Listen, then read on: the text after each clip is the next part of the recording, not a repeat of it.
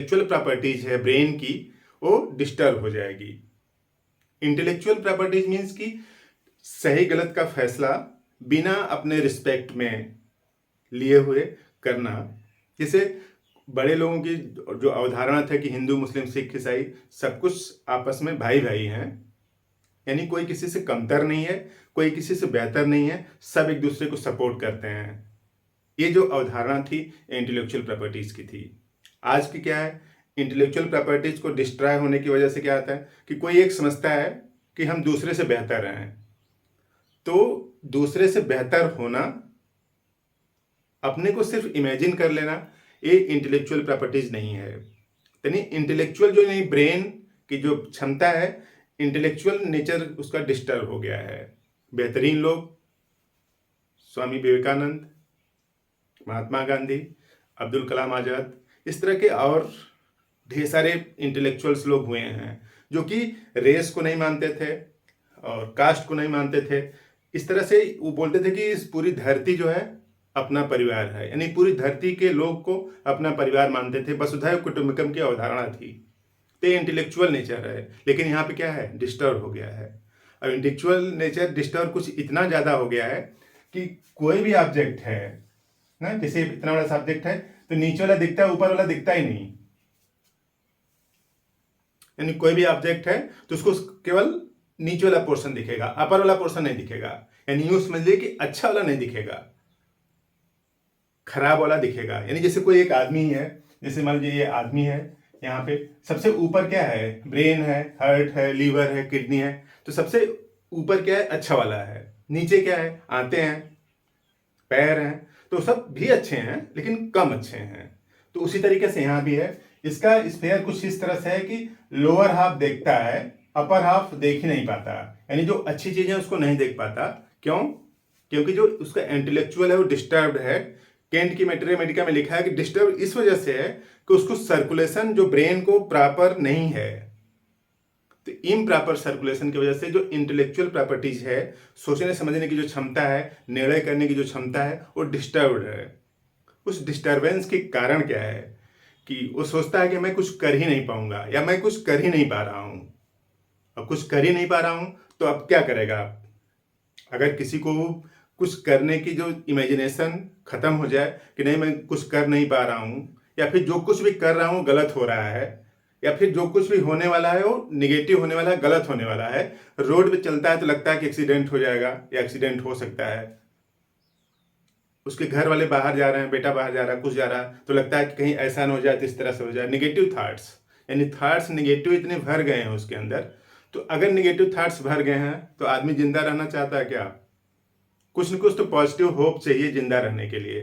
अगर सब कुछ निगेटिव होप ही हो गया है, यानी निगेटिविटी इतनी ज्यादा भर गई है या आपने भर लिया है, दोनों तरह की सिचुएशन हो सकती है। या तो हम भर लें अपने से, तो अपने से भर लेना, तो उस वजह से जो सिम्टम्स आ रहे हैं तो सुसाइडल टेंडेंसी जरूर होगी, यानी सुसाइड कर लेना चाहेगा वो।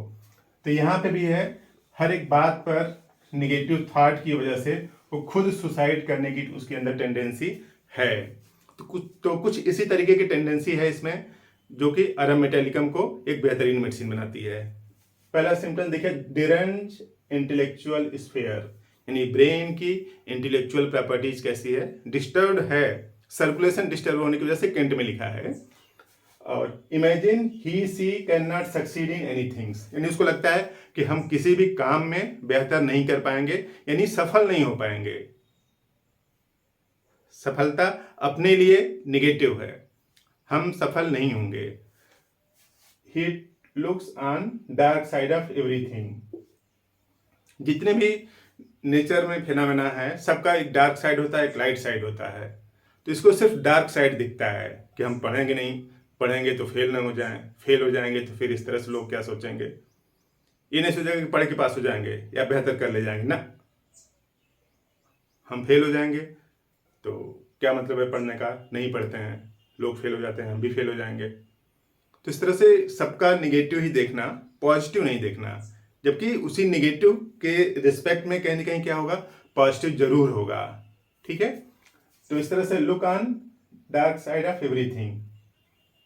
सब कुछ जो है अपने आसपास सराउंडिंग में, परिवार में, सबके निगेटिव साइड के बारे में सोचता है, देखता है, इमेजिन करता है।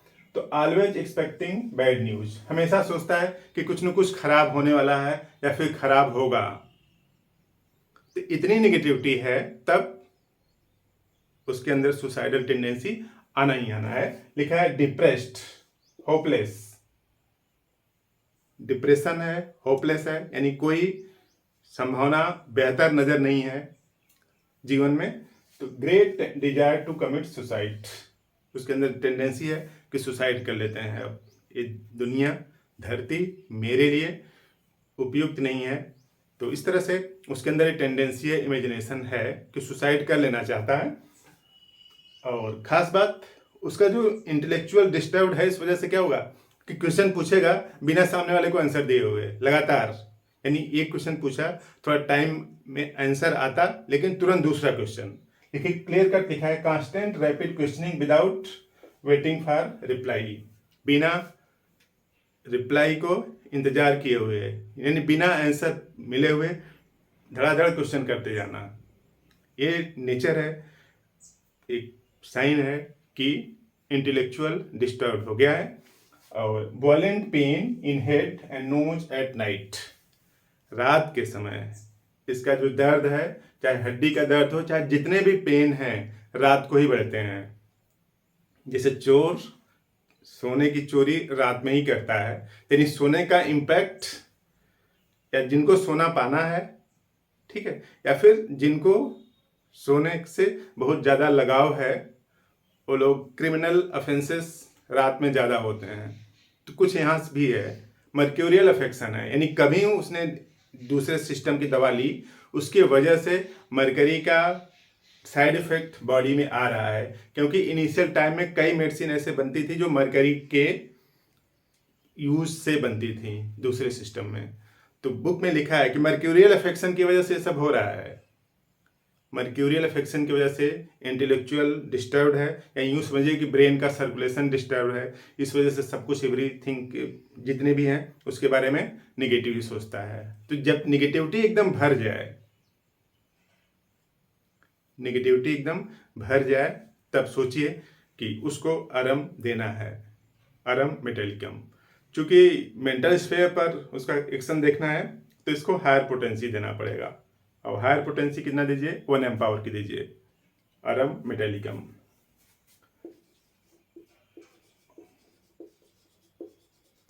अरम मेटेलिकम 1 एम, ठीक है। इसकी 4 बूंद सुबह जीभ पर हफ्ते में 1 बार देना है।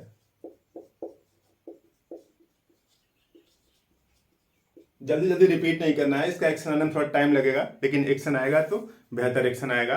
और ये जो टेंडेंसी है, जो नेचर है, जो इंटेलेक्चुअल डिस्टर्ब है, उन सबको ठीक करेगा। तो अरम मेटेलिका 1 एम 4 बूंद सुबह जीभ पर हफ्ते में 1 बार लीजिए।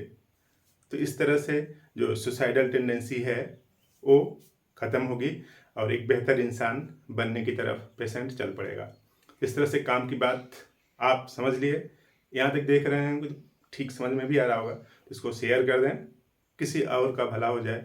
क्योंकि आज की डेट में सुसाइडल टेंडेंसी बढ़ती जा रही है, उसके कई कारण हैं। फिलहाल अरम मेटेलिकम का यूज़ करके इससे